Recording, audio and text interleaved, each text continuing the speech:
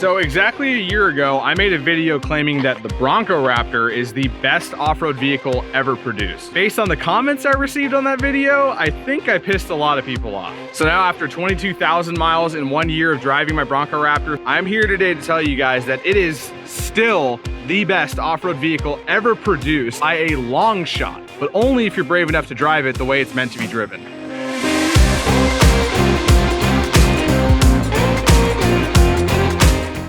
What is up, you guys? Matt McAdam here, aka Desert Chief, only on Driving Lines Chasing Dust. I don't want to hear some big name car magazine reporter or a YouTuber who reviews sports cars tell me what they think about the Bronco Raptor, because their insight is as limited as their experience in driving high performance off-road vehicles. I mean, sure, they'll take it out to a dirt patch about an hour outside of LA, they'll put it in 4-wheel drive, they'll put it in Baja mode, they'll stick a GoPro in front of their face, and they'll make all kinds of silly little noises as they go around turns or over tiny little bumps. Like, that's great and all, but I could do that in a stock Corolla, probably be a lot more fun too. So I think that my review as an actual off-roader of driving this car after a year could be a little bit more insightful for you guys who are actually off-roaders too. But you know what? I knew that I had to prove my claim, so I proceeded to beat the ever-living shit out of this car over the next 12 months in any environment that I could. I'm talking sand dunes, rock crawling, frozen ponds, deep snow, sticky mud, race courses, water crossings, 20-minute donuts, and I don't even know how many jumps. And you know what the verdict is, you guys? I can't break it. In fact, nothing has been able to stop the Bronco Raptor thus far. I'm not even sure how it's possible, but I haven't even had a single issue with it yet. No recalls, no tow trucks, no dealership visits, nothing.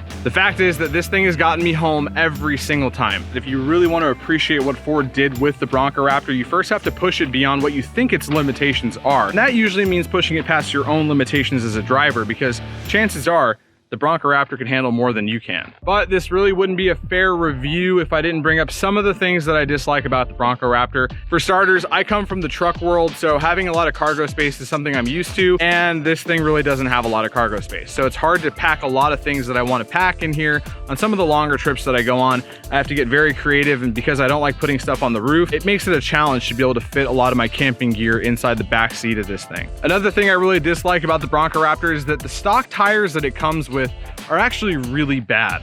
They're really there for gas mileage and a comfortable ride, but other than that, they're not very strong for off-road use, and because of how I wanted to drive this thing, I had to fix that by putting on a set of 37-inch Nitto Recon grapplers, and because Nittos are true to size, it actually gave it a little bit of a height increase as well, because the Nittos are a true 37-inch tire, unlike the stock tires that come on the Bronco Raptor. If you're used to driving a midsize or a compact SUV or truck, you might think that the Bronco Raptor is a little bit hard to park around town. It's pretty wide compared to most vehicles, so just be wary if you live in a small town or somewhere where the parking spaces aren't very big. This car can be a challenge to drive around every day. Other thing that's easily fixed, but I haven't done yet, is that the stock Bang & Olufsen radio and stereo in this car absolutely sucks. I mean, it's just terrible sound quality. I like listening to music while I'm wheeling, so I really do want to change that, because I would think that the premier vehicle in the Bronco lineup would have the best sound system, and it's just really underwhelming. Here is the reasons why I absolutely think the Bronco Raptor is the best off-road vehicle ever produced, even after a year of driving it around. Let's start off with rock crawling. Now, obviously the Bronco Raptor is not a solid axle crawler, but I'm pretty impressed by what it can do with rock obstacles. It is wider than the other Bronco trim levels, but the short wheelbase makes it a better crawler than any truck that I've ever driven. It's got better articulation than any other IFS SUV I've ever driven in the rocks. Also got 37s and lockers, and that makes almost any trail pretty easy. And the suspension tuning for slow speed is actually very decent for a comfortable ride. Another huge bonus is the Ford Performance steering rack, because I've never bent or broken a tie rod or had any other steering issues thus far. Now, I will admit that if you're only going to be rock crawling your vehicle, I think the Jeep Wrangler is still a better option. However, for 95% of us out there, we want to mix it up a little bit and do a lot of other stuff and maybe a little bit of rock crawling. And I think the Bronco Raptor does a great job at mixing all of that together. All right, now let's talk about fast desert. And this is where the Bronco Raptor really shines. Like I said earlier, you guys, in order to truly appreciate the suspension and chassis dynamics of this car, it has to be driven harder than you think it can be driven. I remember the first few months of ownership taking this thing out to Ocotillo Wells in the Barstow and other deserts around Johnson Valley and just testing the limits and pushing it a little bit harder every time, just a little bit harder over jumps, coming down ledges, whoop sections, anything you can think of out there in the desert, and just seeing how much more this Bronco Raptor can take. And trust me, after a year of driving it, I've definitely found the limit, but I never imagined it being this far up. I can comfortably cruise through the desert with this thing at about 50 or 60 miles an hour, and I know that it's just gonna soak up everything underneath it. Obviously, you still wanna be a safe driver and pre-run anything to make sure there's no unforeseen, big ruts or anything in the road. However, I really haven't had a whole lot of hard hits, and it takes them pretty gracefully despite having solid bump stops. I've had this car airborne more times than I can count, and every single time I am impressed by what the stock suspension can handle. I think the best thing that Ford ever did was team up with Fox for their live valve shocks, because it's just unmatched. You can change things on the fly. It's constantly adapting. Even before the rear tires hit whatever obstacle your front tires hit, they're already stiffening up. It's just pretty amazing to drive a car like this, because no analog shock setup can emulate the amount of performance you get out of the stock shocks on this Bronco Raptor. Now, next up, we're gonna talk about overlanding. And while I would never ever call myself an overlander per se, I have done a few extended trips with the Bronco Raptor, like to go into Moab and back over a week. We've done a couple of Baja trips, done a couple of Mojave road trips where we boondocked overnight for a couple of nights. So I can say with confidence that unless you're filling the backseat with passengers or kids,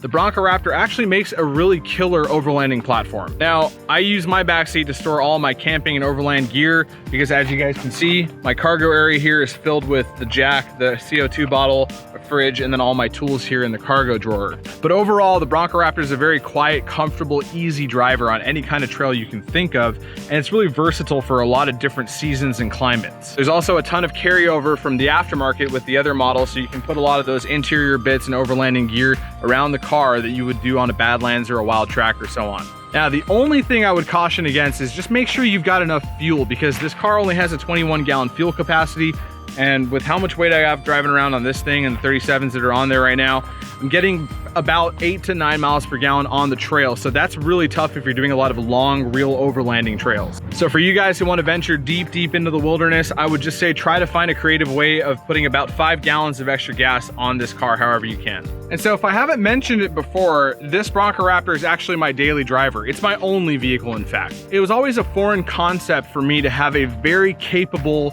off-road vehicle, both in high speed and the rocks, and also have it be quiet, smooth, comfortable, refined as a daily driver. You see, what I'm used to in an off-road vehicle is rattling interior pieces, bypass shocks that are clicking away over all the bumps in the road, rod ends and heim joints on the steering and suspension that are just squeaking away because they have a little dust on them. But I'm telling you guys, this thing is a silent killer, both on and off the trail. After a few road trips to Utah and Mexico and back, and doing daily driving activities like carpooling and picking up groceries and putting a few things in here from the hardware store, I'm pretty amazed at how easily this vehicle could do anything you ask it to. Pushing about 500 horsepower with even the simple modifications that I've got to this thing makes hill climbing and mountain driving pretty effortless. And of course, there's a whole host of other luxury creature comforts that come with the Bronco Raptor, but all that just seems like an added bonus to a very capable off-road vehicle.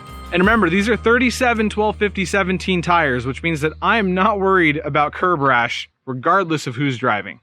So guys, that about wraps up my 1-year review of the Bronco Raptor, and I hope that this video adds a little validity to my claim of it being the best off-road vehicle ever produced. I don't typically hang on to cars for very long, but until they come out with something that can top the Bronco Raptor as an absolute unit in the dirt, but still has the finesse of a luxury SUV, I think I'm gonna be hanging on to this thing for a while. If you guys enjoyed this review, please be sure to subscribe to Driving Line and make sure you like and share this video with your other off-road buddies as well. If you guys have any specific questions for the Bronco Raptor, or if you're a Bronco Raptor owner yourself, please drop your questions in the comments below and I will do my best to answer them. But that's it for this time, folks. Once again, I'm your host, Matt McAdam, aka Desert Chief, only on Driving Line's Chasing Dust. And as always, I'll catch you guys on the next one.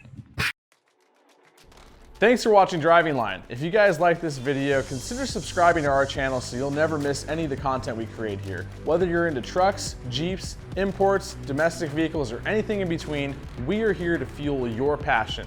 So hit that subscribe button and we'll see you guys next time.